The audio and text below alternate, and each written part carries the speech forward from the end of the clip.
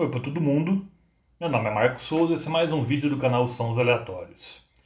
Hoje falar aqui de um duo, não é propriamente uma banda, mas é um duo que marcou aí o final da primeira década desse século, que eu costumo dizer que é meio que uma tradução dos hippies, do movimento hippie para os millennials.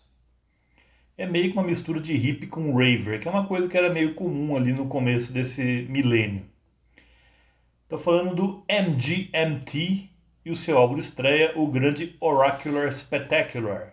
Esse álbum aqui,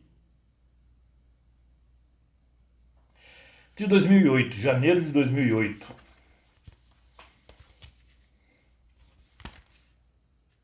Que já é uma edição, um modelo que se tornaria norma hoje em dia, que é o tal do Digisleeve.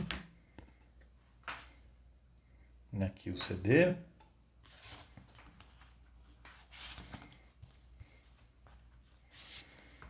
E aqui o encarte com as letras, apesar de que é difícil ler alguma coisa aqui no encarte. Então, o MGMT foi formado em 2002, no minúsculo estado americano de Connecticut, ali pelo Andrew Weingarten e o Ben Goldwasser. Então os dois inicialmente são chamados Management e depois o nome foi abreviado para MGMT. E em 2004 eles iniciam a carreira fonográfica deles com um EP aí chamado We Don't Care. E nesse EP tem uma versão aí bem primitiva de Kids, que entraria aqui nesse álbum, mas ainda é uma versão bem embolada, uma versão mal gravada, que nem de é uma pálida lembrança do que ela se tornaria depois, muito mais bem produzida e muito melhor. Mas o cerne da canção já está ali pronto. Mas os vocais ainda são raquíticos, a instrumentação ainda está meio confusa. Depois, em 2005, veio o segundo EP, chamado Time to Pretend. E aqui essa Time to Pretend, a faixa título desse EP, também está aqui no álbum, e é que abre o álbum inclusive, mas também numa versão também primitiva. Apesar que a versão do EP 2005 não é tão abaixo assim da versão que saiu no álbum quanto a primeira versão de Kids. E nesse EP Time to Pretend, Kids aparece numa segunda regravação um pouco melhor que a inicial apenas. Mas essas duas canções, a Time to Pretend e a Kids, encontraria sua versão definitiva no primeiro álbum propriamente dito da banda, que é Oracular Spectacular, esse aqui lançado em janeiro de 2008.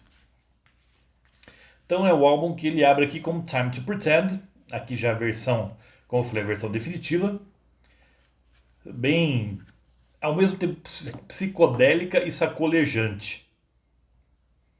Para mim, também eu costumo dizer que é meio que uma releitura do que foi o Silver Apples lá na década de 60.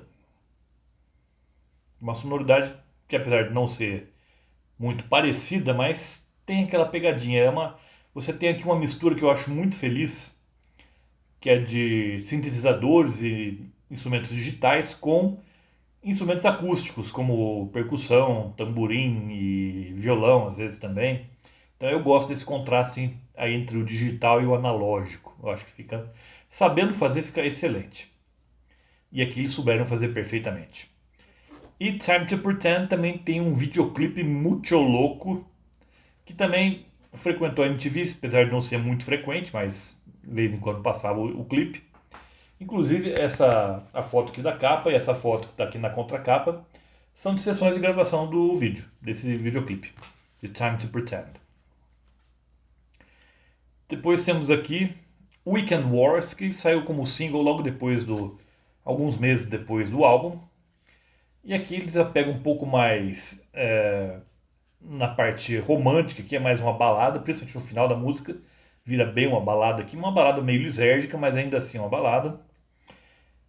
E o clima romântico continua com The Youth, talvez a música mais romântica aqui do álbum, uma balada mais no sentido estrito mesmo. Depois vem a música Electric Feel, que é meio como se eles estivessem emulando aí, principalmente nos vocais. Nos vocais lembra muito os Bee Gees da fase do Zimbabwe do Sábado à Noite.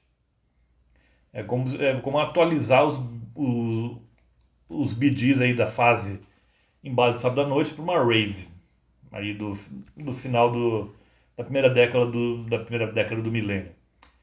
E tem aqui você escuta perfeitamente instrumentos como tamborim, tem uma flautinha também acidulada ali no fundo. É uma música bem interessante também. E depois vem o grande destaque do disco, a música que mais fez sucesso, que é Kids. Aqui na sua versão definitiva, já aqueles vocais tipo rolo compressor, bem diferente do vocal das duas versões anteriores. E uma pegada. É tão viajante quanto dançante também aqui. É uma música que não dá para ficar parado quase quando você escuta Kids. É uma bela canção, o ponto alto desse álbum. E para mim também da carreira, toda a carreira do MGMT, essa canção aqui que tem um clipe polêmico. Parece um clipe de um bebê de pouco mais de um ano de idade, ou nem isso. E que a todo tempo ele passa mais da metade do clipe chorando. Porque ele vê monstros para tudo quanto é lado e tá com uma mãe que não dá mínima para ele.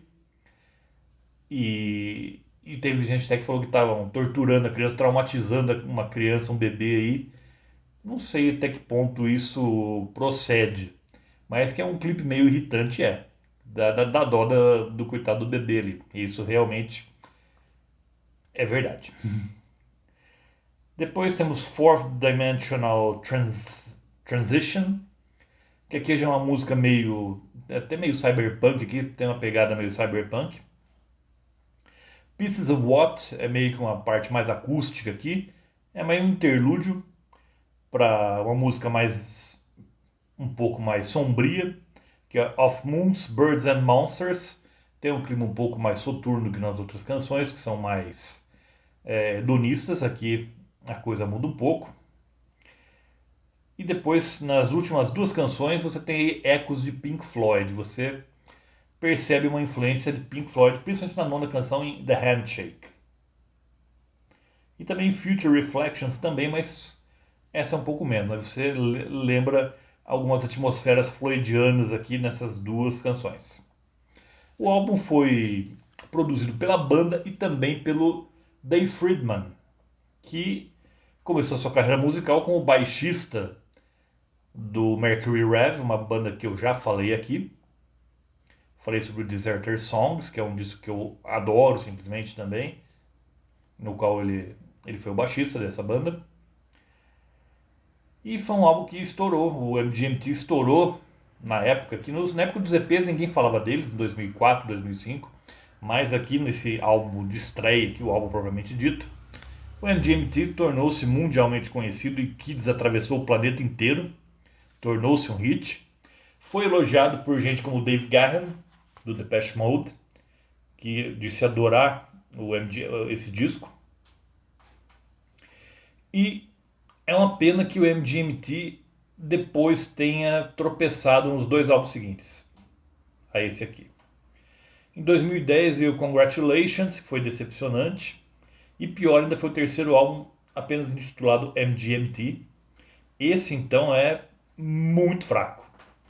E o que me deixa mais irritado nesse terceiro álbum, do MGMT, foi que eles gravaram uma versão de Introspection, do Fane Jade, um cantor e compositor um tanto quanto obscuro, da década de 60, lá de Nova York, e nem deram crédito para ele na composição, como se eles colocaram como se eles tivessem composto a música. Talvez porque não achasse que alguém ia desconfiar que não era deles a música, mas não é. Isso um papelão que eles acabaram fazendo. Mas por sorte eles voltaram com um bom álbum em 2018, o Little Dark Ages, um álbum ótimo também, não no nível desse aqui, do Oracular Spectacular, mas foi um retorno digno, um álbum que vale a pena ser escutado também. E eu, sinceramente, eu não ouvi o último álbum deles, que é desse ano, que é o Loss of Life.